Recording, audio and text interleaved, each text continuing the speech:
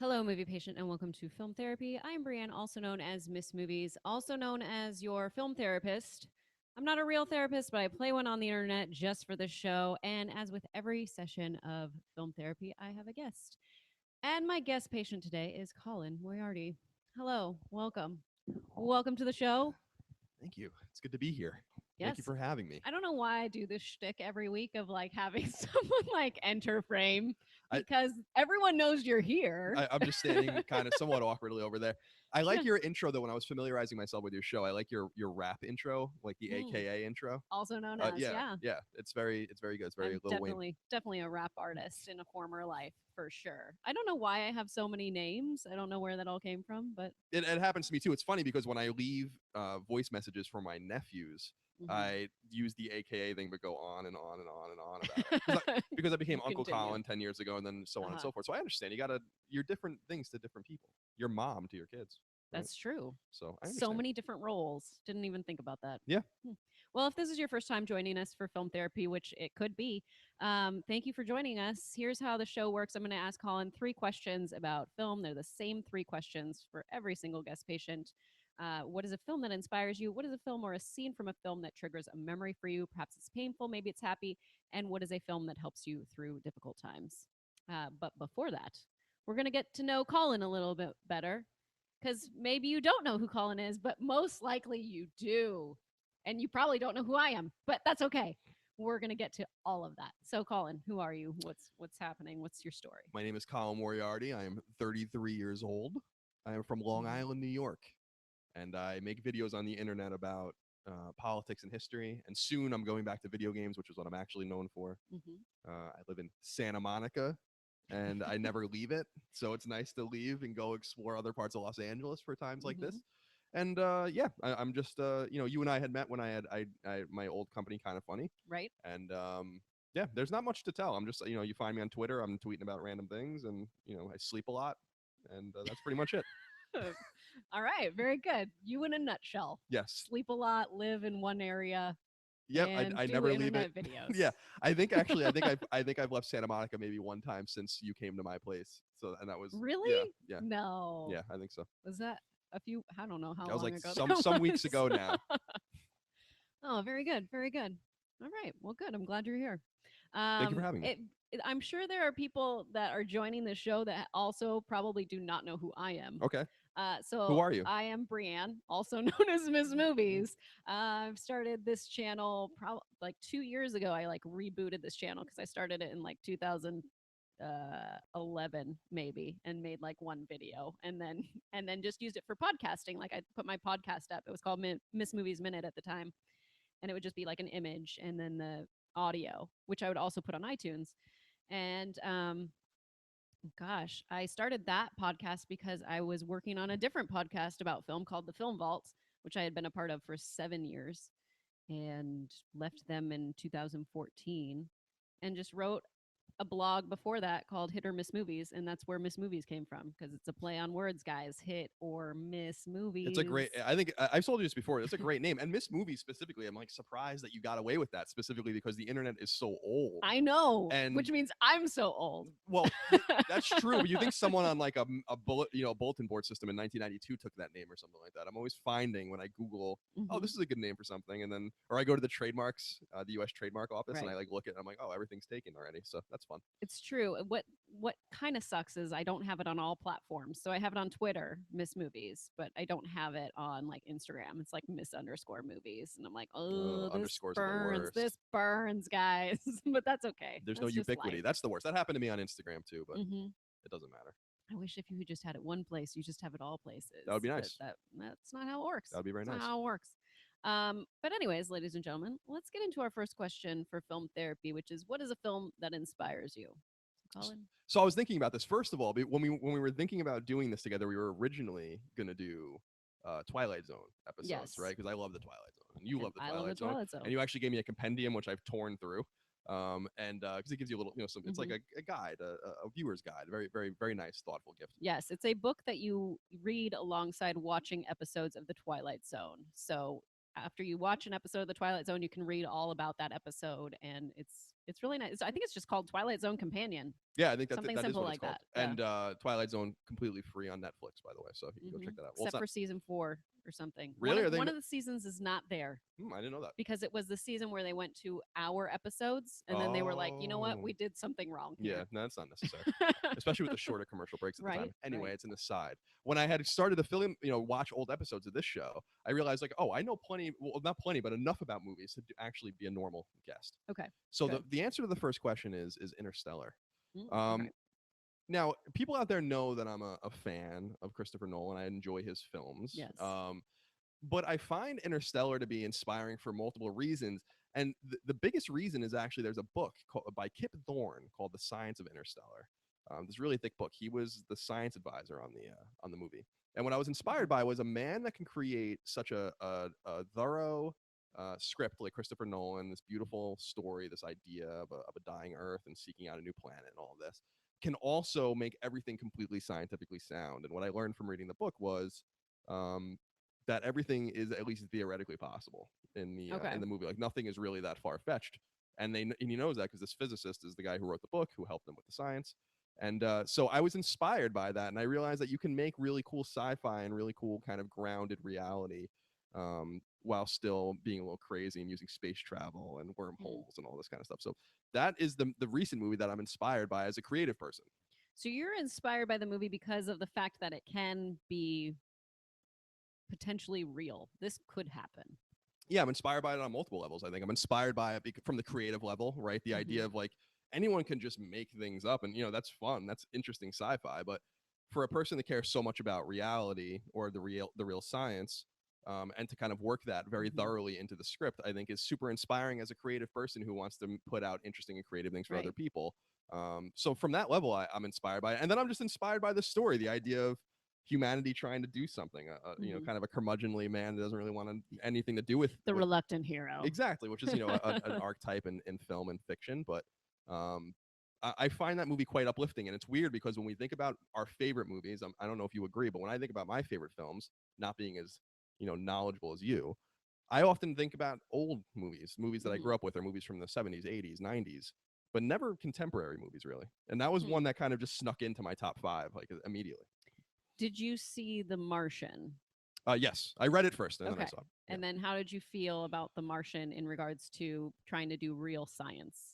Well, so as far as I understand, the Martian was written and Vanity published first by a dude who is quite familiar with science, and apparently a lot of the science in there is real. Again, I'm not you're not really a therapist. I'm not really a scientist, and I don't even pretend to be one. So I guess I don't know why I brought that up.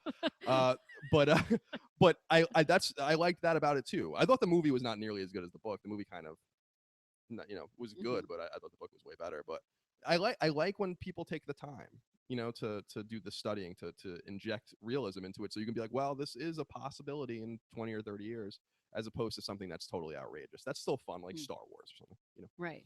I find that, is there ever an instance, and maybe if you're in the waiting room, which is what I call the chat, maybe you can give me an instance where the movie is better than the book? Because honestly, I figured that that's never going to happen once I realized that Jurassic Park, the book, is better than the movie. And I was like, how is this happening? Because I saw the movie first and then I read the book and then I was like, the book is way better. How did this happen? It's we discussed this briefly when you came to my place. Yes. And I had actually so confused. I had actually thought about it. I think the closest you get, in my experience, I again, not having seen every adaptation, right? I don't Sure. I'm sure that maybe there is probably an obvious one, but I look at The Road, which is Cormac McCarthy. The Road is my favorite book of all time. I absolutely love that book. It's I ripped through it the first night I had it. I read the whole thing. And the movie with what is it? What's his name? Viggo Mortensen. Right. Again, I don't know actors very well. Okay. I thought it was extraordinarily good, and a close parallel, I think, to the book, closer than I think The Martian or some other things that I've experienced. Hunger Games is another one. I thought the books were way better than the movies. So. I have not seen The Road. I feel like and I don't even think I know anything about it aside from, is it about like escaping a zombie apocalypse? What is happening with it? No, it's really tell me what it is. It's super ambiguous, actually. You never know what happens. Oh, okay. It's assumed that there's some sort of an environmental catastrophe. So in that way, it's kind of like Interstellar. Interstellar, it seems like there's maybe not volcanic activity, but maybe like just very sudden global warming changes happening to the Earth over a couple of decades. And it seems like in the road, there's some catastrophe, wildfires, changing weather, very sudden change for Mhm. humanity. And it's about a father and a son who just are trying to survive. But the beauty of the world is how dead it is, that there is no hope. Like it's over. Yeah. There's no, you know, I don't want to ruin it for people because there is a Right. little bit of hope at the end, but it's the beauty of Cormac McCarthy's writing in that, and what I think they achieved in the movie is that it's over. Like it's done. There's no hope. You're all going to eventually die, and humanity's Yeah. pretty much extinguished. And I and he wrote it actually inspired by his relationship with his son and how like Mm. relationships transcend everything, even the apocalypse. And I think it's pretty cool. You should check it out. You should read it first, though. Oh, reading is hard for me. Really? Just in general, just Oh, because I don't have a desire to read. And that's frustrating. I feel like that happened in maybe seventh grade when our teacher decided that you needed to log 350 pages a month for her and you had to like do your reading log and submit it, but you could not, you could read a book from a series, but if you read a book from a series, you could not read another book from that series. And I was like, I'm doesn't really really into make any sense. Babysitters Club and I'm really upset that I can't read like just all the Babysitter Club books. Like, why are you doing this to me? So I picked like the fattest summer special that I could, or like super special or whatever they call them, like that I would use for that month. That was like maybe 300 pages. I have a confession about the Babysitters Club. Yes. I'm the youngest of Okay. I'm the youngest of four. Uh-huh. You're a little bit older than me, and Yes. you're like my sister's age, Mhm. one of my sister's ages, and they had all the Babysitters Club books. Yes, And of when I was a course they kid, I did. read a bunch of them. So Nice. I don't Who's your remember any. I don't favorite? remember Who's your any of the. favorite character? The only Please thing I tell me. remember because I'd seen them like a couple years ago, like Mhm. in the attic, or I don't know. So and I remember like kind of flipping one. You can read one of these in like 15 I minutes. know They're they're like, great. They're great. but my sisters are really into those. So. And I remember the movie specifically the show. The show. There was There a was a babysitter show. show. There was a Yes, show. there It was a was show. like maybe 5 episodes or something. And there was an I have intro where they're those playing. VHSs. They're in a park, Yes. and yeah, I remember it. They're like nailing the Babysitters Club flyer to the tree, which I'm like, don't nail to a tree, girl. Like you shouldn't be doing that. But Yeah, okay, staple we'll gun would go have been with fine. It's the it. 80s. It's not like you guys are. It's not like you're putting up a Stamp Act bill in 1780 or something I like do that. want to look. Some people said Lord of the Rings is a better movie. Princess Bride, I saw that before. The Lovely Bones, The Godfather, A Walk to Remember. David Michael, did you really read the book? Because that's impressive. Because I feel like a guy reading a Nicholas Sparks book probably is very not likely to happen. But I don't know. I'm not. I'm I not. don't know. I don't know that I've. So the Lord of the Rings movies are. I don't think so. I mean, that's kind of insane to I'm going say. to ask my friend Rachel Cushing, who reads them every year, and Really? see how she feels. Like, Yeah, I don't know anyone that feels that way. So so, I'd be interested to see that because I love the Lord of the Rings. That's actually an example of me knowing both, I guess. mhm. The Godfather I never read. Um, Yeah, I Jurassic Park I never. never read So either. yeah, I lost my love of reading in seventh grade because of that whole thing of not being able to read more in a series. So then you had to get more creative and you had to read other things, and I just didn't want to anymore. And there just came a time where I was like, I just don't want to read anymore. Just let me have this. I Let don't know. me read Babysitter's Club. I love reading. Marianne's my favorite. I'm voracious. It's hard. It's harder though these days to read. But everyone's reading these days. No one gives themselves credit. They're always reading on their phones or on That's their true. There's computers. always stuff to read, but reading a book is probably something that I don't know Well, is still around, obviously. I But think that in a few decades we'll get to 100%, pretty much mhm. effectively 100% literacy rate in the United States because of which is a positive. North Korea has 100% literacy rate. I bet you didn't know that. I Now you didn't do. know that. Thank you for telling me. You're very well. Fight Club also better book, better movie than book. Mm. So I believe it. I mean, I don't know. I'll go with it. Why not? Let's get into our second question, which Okay. is what is a film or a scene from a film that triggers a memory for you? Perhaps it's painful, maybe it's happy. It's so this one I was playing around with my brother Dagan, who's the oldest of the four Moriarty children, and he's 12 years older than me, and he used to bring me to the movies or to the arcade and all. He treated me like one of his friends, which was kind of nice. So he was Mhm. like 18 or 19, I was 6 7, and so they're not painful memories, but good memories for different reasons. I was thinking about this, and I'm like, a movie that really has this tether to memory for me is Fire in the Sky. Do you know? Okay, I don't know Fire in the Sky, but I've heard you talk Okay, about it okay. before So on Kind of Funny. okay, cool. Yeah. So Fire in the Sky is this movie. Uh, it came out in like 91 or 92 at the latest, and it's based on a true story about these guys. I Right. think in upstate New York that get abducted by aliens in the '60s, but it's like really dark. It's not like a comedy or a dark comedy. It's like super dark and about how they're messed up by it, and they show the aliens kind of poking and prodding and doing all those kinds of things. And my brother brought me to see because he used to just bring me to the theater, and so we saw a bunch of random things. And I remember seeing that and being horrified by it. And that movie always stuck with me. Oh, that those scenes, Hmm. that memory always stuck with me, and is tethered to an innocent time in my life before my parents got divorced and all those kinds of things. And you kind of long for those nostalgic days, and it's just this. There's a million things that have happened, when we were hanging out, just like anyone else. But that's that one thing that I kind of remember. One of those things I remember of being a kid is just seeing Fire in the Sky and kind of huddling into his shoulder during the alien autopsy kind of scenes and stuff like that. So whenever I see that movie, sometimes it's on TV, like in the deep Hmm. channels when I had like real cable. But if I see it on Amazon or on Netflix or whatever over the years, like I watch it every few years to just kind of reconnect with that To be nostalgia. back in that moment. Yes, yes. Wow. Okay.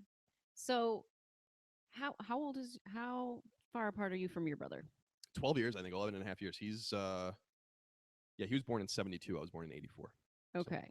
So how old was he when he took you to see this then? oh God, he must have been like 18, right? Okay. And you're 19. like 6. Yeah, 6, 7.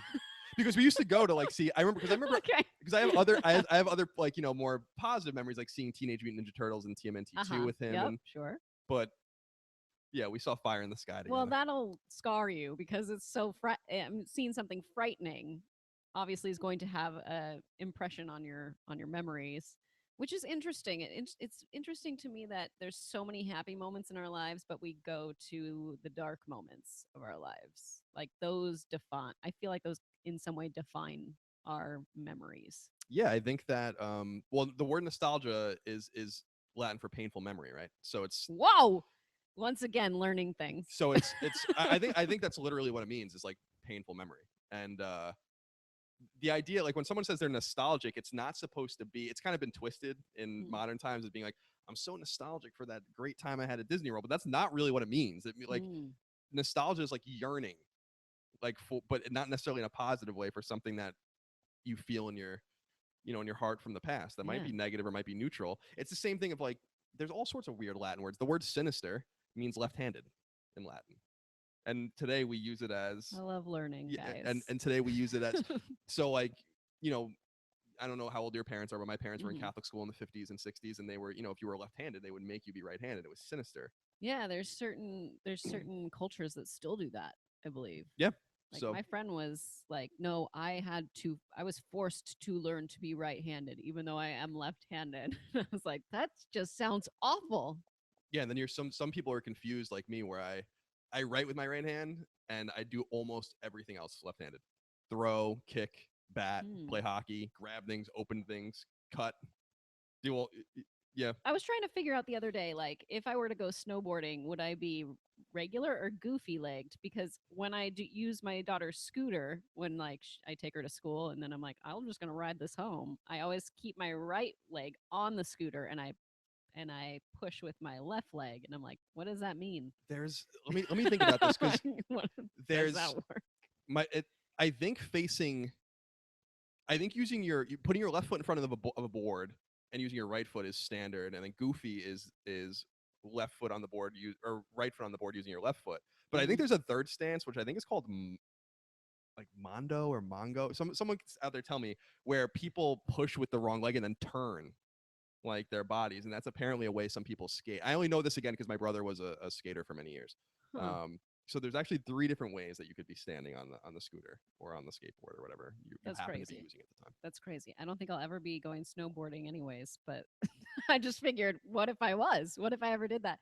I have a thing about cold places and snow. I would not do well in any of those situations. I've I never went I've never done snow sports. I went skiing maybe this is before my daughter, so probably back in 2009, I would say, with my husband. We went up to Tahoe and went skiing. We got up there and I was in like some class cuz I had never really, I mean, I have gone with my parents, but I was so little that I don't remember it. And I just had this horrible headache before the whole thing was like halfway over, and I was just like, I have to leave. Like, I'm gonna throw up or something. And so I just like had all what's it called? Altitude sickness or whatever. Mhm. I'm like, great, this is amazing. I'm glad we did this. Yeah, I mean, snow sports look fine. Alpine sports Hmm. like are fun, but it's not.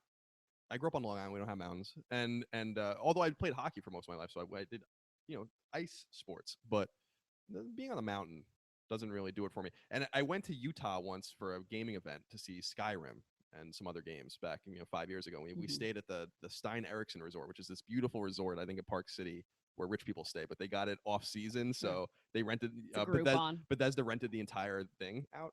It must Huh. have cost them hundreds of thousands of dollars. And I remember that there were just signs everywhere saying like, keep drinking water, and it's normal to feel a little bit woozy up here, a mile and a half above sea level, and if you might have Oh my headaches the entire gosh. time. It was very Huh. pleasant. Very pleasant. Yeah. That sounds amazing. Oh, it's I want great. to go back to Fire in the Sky real quick. Okay. So your brother, who's older, Mhm. like 18-ish, Mhm. is taking you, a 6-year-old. How does that work for your mom? Is she just like, did she even know, No, or your I dad? don't think anyone knows. Either anyone care? Like, No. what happened? So my dad was a New York City firefighter, so he was gone for 3 or 4 days at a time. So he had no Right. idea what the hell was going on. My Mhm. mom was a flight attendant, So and she so would be she was gone too. gone all the time too. And Do you have a nanny? yeah, we had like basically this nanny figure. Her name was Nancy. Mhm. She was a very nice woman. She gave me Little Mermaid. That's like my one memory of her. She gave me the Little Mermaid on the tape on tape with the those. Well, they still use them, The clamshell. those Disney cases that are, Yes. yeah, They're called clamshells. clamshells. Okay, Here, I've I, educated you on one thing thank you. today. I appreciate that.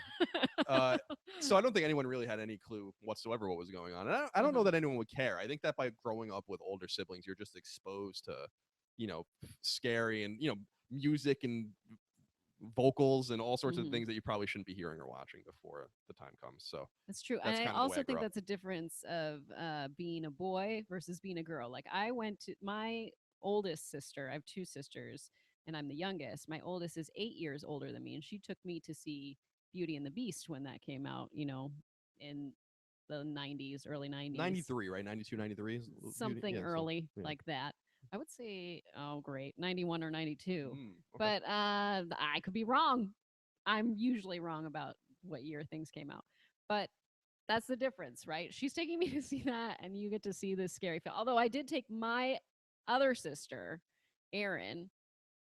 She's 4 years older than me. I took her to see Scream because I knew I wanted to see Scream, and I knew I couldn't get in without someone that was a bit older. So I had to convince her to go with me, and she hates those types of movies. So The she Scream, was like, "I don't know why I did this." the Scream stand up still. I haven't seen it. I loved that movie when I was younger, Hmm. but I have not seen it in a long time. I haven't seen it in a while either. I'm sure that plot wise, it seems like it would, but maybe costuming not so much. I Yeah. don't know because it's 90s. Yeah. So, The 90s anyways, are special though. The 90s are special. There's a real they are 90s nostalgia going on now too. I think we're distant enough from it. You know, definitely it's like distant when I was enough. in college in Northeastern, I was obsessed with 80s movies, and I just Hmm. went on Netflix. When you still, people still get Netflix discs, right? People still Yeah, do. Yeah. I have them upstairs. Oh, do you? Yeah, I get the discs. Oh, well, that's the more power to you. That kept the USPS alive for another 10 years. Yeah, I like I was obsessed for like 3 years of watching as many 80s movies as I could, and Mhm. so actually I think I don't give myself enough, or I do myself a disservice by acting like I don't know anything about movies. Mhm. I know a little bit about them, but I think now you can go back to the 90s and do the same kind of thing now, and really get thorough with it. I was thinking about that movie, that 90s movies with honors, I think it was Mhm. called. You know Is what I'm that talking? Brendan Fraser? Yeah, and it's Like, it's wait, also the is chick that? from the first season of The West Wing. Oh dear, Um, that's a deep Moira pull. Moira, Turney. I don't know, something like that. But about That's them the at only Harvard, Moira it I takes know. place in Boston or whatever. Hmm. You can get real obscure with this stuff, so You can. it's fun. Let's get into our final question, which Okay. is, what is a film that helps you through difficult times? So this was the one where I actually was thinking about it and had the most trouble with, and I think I'm gonna have to go to a movie that I hold near and dear. And when I really think about it, must be my favorite movie, which is Willy Wonka and the Chocolate Factory. Okay. Um, I've often debated, like, is Caddyshack my favorite movie? Is Empire Strikes Back my favorite movie? And Hmm. I think it's Willy Wonka, and it's funny because just a few weeks ago I was just on the couch writing. My girlfriend Erin was watching TV, and we were going through the channels, and Willy Wonka was just on one of these commercial channels, like Okay. not a movie channel. and it's one of those movies where I know every word, like I know every word of every scene for some reason because I've watched it so many times, but yet you are engaged and even sit through the commercials. And from beginning to end Mhm. for 3 hours, I just sat there and watched it. And I was like, this movie has always been this standby for me. It has some memories with my mother and some memories with family and friends or whatever, but it's just one of those fantastic feel good movies where you just kind of forget about everything. But it also has like that deep Roald Dahl I hate children message, which I Oh love my as well. gosh, Roald Dahl is so dark. It's So dark. it's so awesome. Like The it's witches, so dark. a lot. I mean, a lot. I love that almost ubiquitously, not completely, but almost ubiquitously, his children's books are about how bad children are, and Yeah. I think it's hilarious. I know that a lot of people look at him in hindsight, and he was kind of like I think an alcoholic. I think he was abused his wife, and I think Mm. like there was some weird shit going on with him. Okay. Um, so I know that there's like some revisionist stuff with him where he's not really very well respected or as well respected as Sure. he was during his day. But um, I like the book and the sequel, Charlie and the Great Glass Elevator, which was what happened after Right. the I events never of the read movie. that one, so I don't know what happens after. Yeah, they go and I think it's all weird. They go into like space or Oh dear. it's a very weird thing. It's funny. I remember when my mom was a flight attendant, and like I Uh-huh. said, and she ended up being like an executive at this Northeast like regional airline, and so I used to always be at Logan Airport with her in Boston, like constantly. This was pre 9/11, of course, and I Where always tell anyone could just dude, walk I up could to do the gate. whatever the fuck I wanted. I had a badge that the mechanics made me, that like an employee badge, and I could go. And I was 10 years old, 9 years old, and I could just go through It's doors amazing. in the Logan Airport. Like it was insane. I could have just got on the tarmac, like straight up. And so I remember actually going into the bookstore at Logan, one of many, and Mhm. buying that book. And Did you get employee discount? I didn't get an employee discount. Okay. I remember people used to You be like, should have. "What is going on? Why?" The mechanics Who is this child? they wear some people wear it off their Yes. chest, or and some the mechanics wore it on their arms, like the Okay. armband. And I had one of those, and so that's so anyway, Willy Wonka I think is like one of those movies that just lifts me up. It's Mhm. so funny, it's so clever. It's an example. The book and the movie are not the same, really. If you read the book, there's a lot of differences. In fact, the genders for the parents are inversed a lot in the movie and stuff like Hmm. that. But that's actually an example of a book not being as good as the movie. So there you go. If Huh. you want to get technical, Oh. like in the Well, there book, we go. the remake of that Johnny Depp was in, that was awful movie. Was Yeah, more that one closely was tied bad to to the book. the book. Yeah, Okay. like where his dad works in the toothpaste factory and he puts toothpaste caps on the toothpaste. That's his job. Like that's in the book. Hmm. So anyway, that's my choice. The song Pure Imagination, you can find that in Thor Ragnarok. Really? Yes. And I was just like, y- the happiness that I felt once I realized that it was pure imagination, I was just like, oh my gosh, this is incredible. Like, what is happening right now? Like, I will say, ladies and gentlemen, that like got me. That was the one part where I was like, I'm into this movie now. Like, you have now reached through the screen and like, I am in this with you. Yeah, it's well, So, those are touchstones, right? yes. Like it is one of those iconic movies. But the underrated part, and I think you might agree with this, the underrated parts of the movie of Willy Wonka and the Chocolate Factory are the interstitials that aren't in the book and that make no sense. You know, like the Hmm. one where they're talking to the computer and the investors are and he's trying to show the investors that they can guess where the golden ticket is. The woman's husband is held hostage and they want her Wonka Right. bars. The Right. teacher going over the percentages in the Mhm. classroom about the like all of those are totally random and are some of the funniest parts of the movie Mhm. because they're just like when they're at the auction and the queen walks in to like bid on the Wonka, the last case of Wonka bars in the UK. Like there's just a lot of really that movie's really funny, and I think made obviously for adults. Yes, Um, definitely, especially when they're in the tunnel, because that's mm, when it gets a little creepy, and you're yeah, like, "Oh dear, what's going to happen to these children?" Well, I mean, I'm always like, "Do they die? Do the kids die?" I never like really felt there was any resolution there yeah, as a child. well, Watching it as a child, I'm like, "Are they dead?"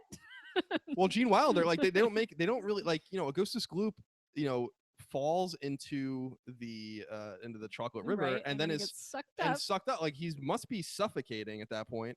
Right, Obviously Violet Beauregard it turns into a giant morbidly blueberry. obese blueberry. Um, Veruca Salt falls towards the incinerator. I think the assumption is that they're probably okay, but I like that Gene Wilder just doesn't really care. Right. And also his little flute that he plays with the to get the Oompa Loompas. Mhm. That was my ringtone on my phone, like for text messages for a really long time, and then it made me want to lose my mind, so I got rid Oh of that as man, well. now I really want to do a Willy Wonka cosplay. Like, I need to get that outfit. You should, dude. Gene Wilder is like what a great performance, and Mhm. what a performance that I think adults can grasp onto, and Definitely. it's so dark. The movie's so I think that's what's underrated about it, and what I think that the Johnny Depp 2005 iteration it was lost on it because um it was so intentionally dark, was that the original was dark for different reasons, for the Mhm. way the dialogue was delivered, and his total passivity around the parents, and like Right. just not really caring about anything amongst this beautiful vibrant vivid color palette. Yes. I think was what made it Gene so. Wilder just always gets it. Yeah, he does. He did. R.I.P. Yes. He did get it. I just watched recently Blazing Saddles. I had never seen that. Oh, it's a great movie. A lot of And people have a problem with that movie, but well, there's some things in there that I'd be like, oh, in today's day and age, this doesn't work. The one thing that I was kind of like, what is happening is like the very end. I was like, what did you do, Mel Brooks? Like, obviously you didn't know how to end this, but what is happening right now? It's just like chaos everywhere. I'm like, what? I don't know. yeah, it's one of my dad's favorite films, and Mhm. showed it to me when I was younger. And similar to like when I saw History of the World and these other kind of more highbrow or strange comedies, Sure. you have to see them again when you're older. But I think you have to kind of view movies like that through the lens of what was normal at the At time, the or time, it's the definitely. same way, like when we talk about history and politics, like yeah, founders were, the southern founders were all slaveholders, but Right. and I'm not saying that that's right or normal, but that's their reality, right? So you have to like look at Mhm. it through that historical lens, and so I think that's what you have to do with Blazing Saddles as well, and kind And of remove your right. 21st century sensibilities. Because people will be looking at us the same way too. Yeah, I absolutely. mean, that's how it'll happen. I'm watching The West Wing again, and I'm actually taken aback every few episodes about how forward the guys are in the in the show with CJ Craig, the press secretary, the female. Like they just literally say like untoward things to her every few episodes, and I'm like, Hmm. you wouldn't say that on TV anymore. But you have to judge it No, based on 1999, 2000, 2001, not today. So not today. yeah, I think Almost 20 years ago, which scares me yeah. because I'm like, my reunion's gonna be coming up in 2 years. Do you do do I'm you do, like, oh do you no. do the reunion thing? I did the 10-year reunion. I don't know what will be happening for the 20. Don't know if I'll be going. I have no idea. I didn't intend on doing the 10-year, and the 10 year is kind of a not really It's a little anything, sudden. anyways. Yeah. Yeah, it's a little too quick, but yeah, I think it would be interesting. I don't know. I'm open to it. I know my husband's like, I will never be going to my own. And I'm like, I get it. I get it, Jeff. No, I would Don't never do go to my high school reunions. it. I think they have college reunions sometimes too, but I'm like, That's I think kind of there were weird. 20,000 people at Northeastern. I don't know that we all need to Yeah, really get isn't together. well, I guess it would be per department or whatever. But at the same time, it's like, don't we do that at homecoming like every year? Like, isn't that kind of what we do? Yeah, I just I also don't know. I I also don't just don't know. remember college, so it's not, Mm, it's not like I was stoned the whole time. It's like, well, sure. why would you go back to something Every you don't remember? You don't know. I'm not even yeah, sure it happened. interesting. Every few years, I do the USC Song Girl reunion, which creeps up every like 5 years. Or if a donor, get this, I don't know if many people know this, you can pay for a halftime show pretty much at probably any university. But at USC, you can pay for a halftime show and say, I want this song, and this song. Or I want the entire USC, like all the reunion song girls to be on the field for this. And they'll be like, cool, how much money you got? Like, I wonder how much that costs. I'm sure a lot. So, anyways, every so often I'll go back and do meet up with all the old song girls from all the way from the 60s, which was like the first grouping, to the current squad, and they just like put out a thing, who wants to come, who can do it. And it's kind of like, well, if I can fit into my outfit, I'll do it. So I did it I think it was like 2 years ago now. So I did it about 2 years ago, and then we all learn a routine that's like sent to us, and we have to be ready, and we do a few rehearsals, and that's that. And sometimes they send out a thing that's like, if you need alterations on your on your outfit. Here's who you We'll can hook you up. call or whatever. I was So like, you're ah, wearing your original yeah. outfit. So are the people from the '60s also wearing their Yes. original? That's pretty That's intense. why the person that like works on the costuming would have to like match it to your year too. So that's crazy. Like if you're gonna have an alteration, you That's have to quite have thorough. it to your year. That's quite thorough. Yeah, I wouldn't. Crazy. I wouldn't. I didn't participate in anything in college, so it wasn't. We were a hockey school. We cared a lot about our hockey team, and I think that was basically about it. So Okay. yeah, and we were also I don't know much about hockey. although USC's in the city too. I was gonna say that I was in Boston in a city. I just feel like the vibe there was way different with the schools. There was a lot of transients between BU and Northeastern Mm. and all these other schools. So I feel like if I went to school, USC is not a country school, but if I went to school at like Auburn or something like that, Yeah. I might. That's all you have out there. Yeah, like that's your thing, or Alabama, Mm. Georgia Tech, etc. But Got that's it. not where I went. No. So I have school pride, um, assuming that I went to Northeastern at all. And again, I can't really confirm it. Or So deny. There, you must have some sort of degree. I do, and Okay. American history, it's very All useful. right. Very good. Well, thank you, Colin, for being on the show. Thank you for having me. It was a lot of fun. Where can I'll ask you this question in just a second. There we go. Where can everyone find you? Just follow me on Twitter at no taxation. And by the way, the name doesn't mean that I don't believe in taxes. It is a reference to no taxation without representation. And I'm on YouTube at Colin's Last Stand. You can find me there as well. And you do political videos and soon gaming. Yeah, I'll be back to gaming sooner rather than later. Just went over the first batch of logos and names for the show. Nice. So it's imminent, and I'm doing it pretty much entirely because like I told you before we started. When I finish, I do 2 videos a week, and I write them, edit them, produce them, do all that by myself, and Big deal. it's a lot of work. And so the one thing I'm really looking forward to is just like when I'm done with a video about history or politics, I can now do a video on video games, and then do a video on politics and history, and then video games, and go back and forth, as opposed to just being mired in this world that's becoming increasingly depressing. So yeah, coming back Yes. soon. I hope you guys enjoy what I do. I'm sure we will. You can find me all day, every day on Twitter at Miss Movies. And that's it. I don't think I have anything else going on. So yeah, Okay. that's it. All right. Thank you all for joining us. We'll see you next time. Bye. Bye. Thank you. Bye. Bye. Bye. Bye.